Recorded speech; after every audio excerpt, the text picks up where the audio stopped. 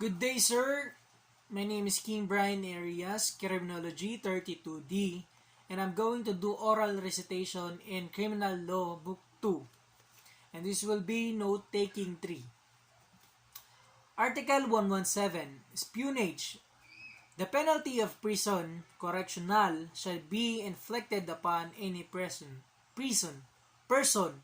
who, number 1, without authority, therefore, enters a warship, fort, or naval or military establishment or reservation to obtain any information, plans, photographs, or other data of a confidential nature relatives to the defense of the Philippine archipelago. Or, number 2, being in possession by reason of the public office he holds of the articles, data, information referred to in the preceding paragraph, discloses their contents to a representative of a foreign nation. Number 1. What is espionage?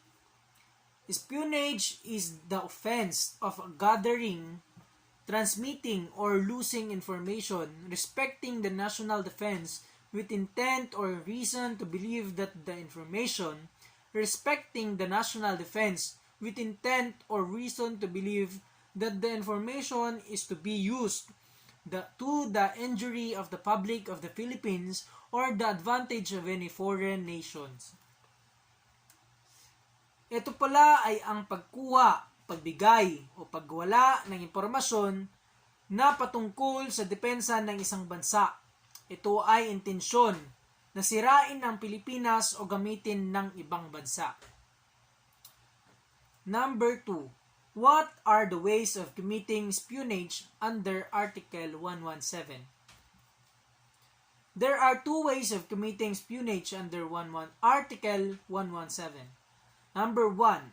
By entering without authority, therefore a warship, fort, naval, or military establishment or reservation to obtain any informations, plans, photographs, or other data of a confidential nature relative to the defense of the Philippines.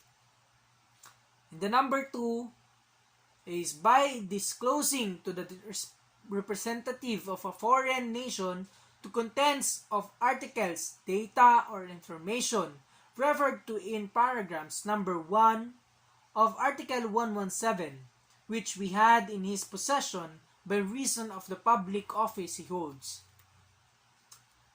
Number 3. What are the elements of the first way of committing espionage? Elements of the first way of committing espionage. Number 1. That the offender enters any of the places mentioned therein. Pumasok ang may sala sa mga lugar na ito, warship, port, naval, or military establishment or reservation. Number 2. What he has authority therefore. Wala siyang pahintulot na pumasok. Number 3.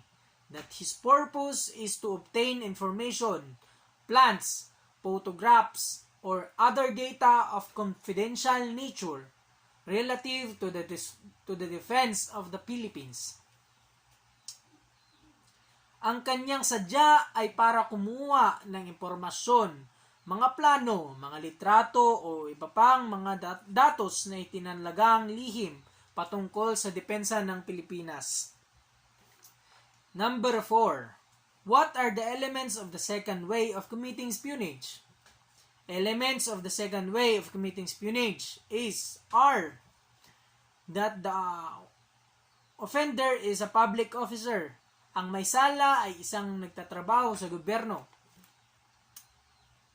Number 2. That he has in his possession the article, data, or information referred to in paragraph number 1 of Article 117 by reason of the public office he holds. Nasa kanyang pangalan bilang nagtatrabaho sa gobyerno ang impormasyon, mga plano, mga litrato o iba pang mga datos na itinalagang lihim patungkol sa depensa ng Pilipinas. Number 3, that he discloses their contents to a representative of a foreign nation. Pinaalam niya ang nilalaman ng mga ito sa isang kinatawan, dayuhang bansa. Number 5, to be liable under Par 1. What must the offender have? To be liable under Par 1, the offender must have the intention to obtain information relatives to the defense of the Philippines.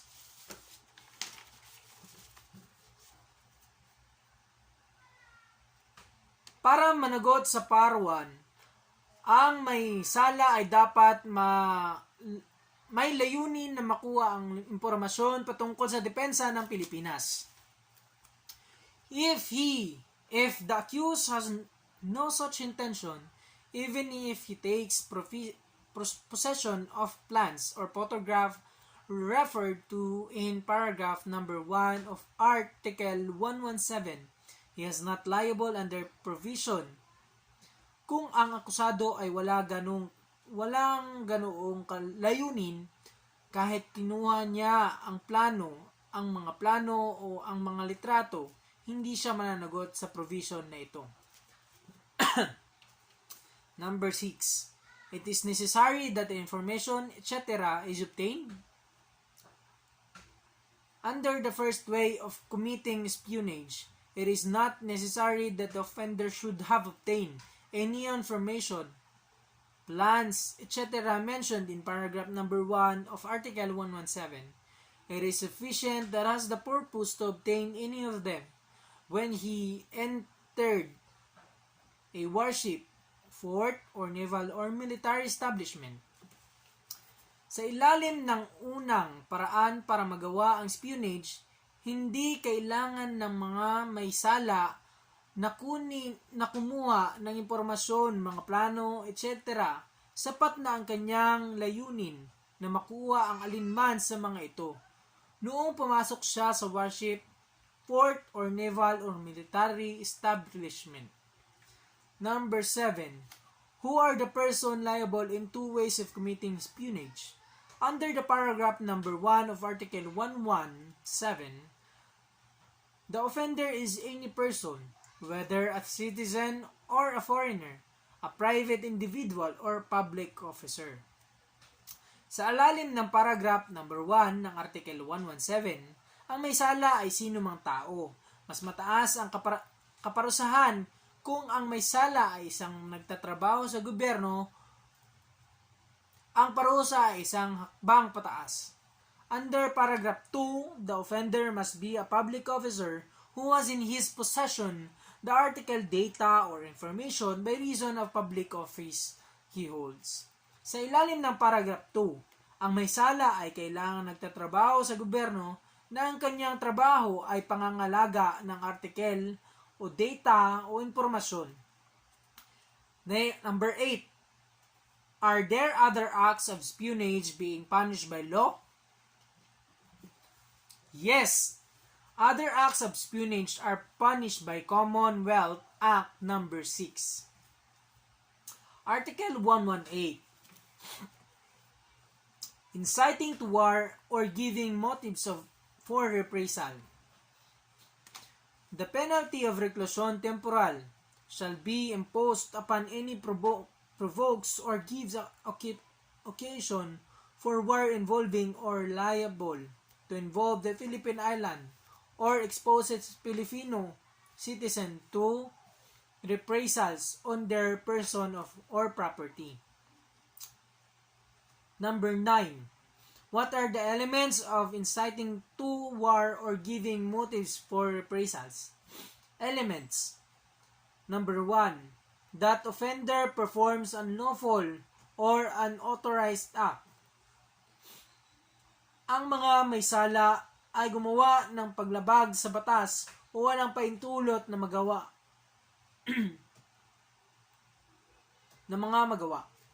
Number 2.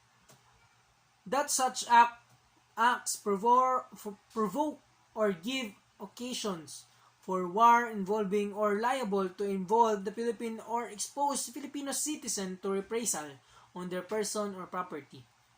Ang mga ginawa ay manggalit o magbigay okasyon para magkaroon ng gera ang ibang bansa at Pilipinas o magbigay sa kapahamakan ang mga Pinoy sa paghihiganti laban sa kanilang pagkatao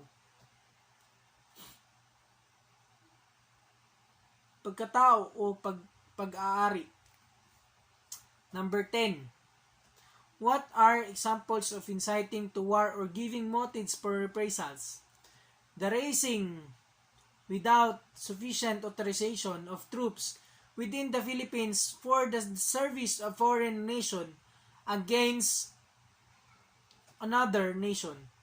Ang pagtatalaga na walang sapat na pahintulot na ang tropa sa loob ng Pilipinas para gamitin ng dayuhang bansa laban sa isa pang bansa. The public destruction of the flag or seal of a foreign state or the public manifestation of hostility to the head or ambassador of another state. Ang pampublikong pagpapakita ng pagsira ng watawat o selyo ng isang dayuhang bansa o ang pampublikong pagpapahiwatig ng paghahamon sa ulo o ambasador ng ibang bansa. Yun lang po.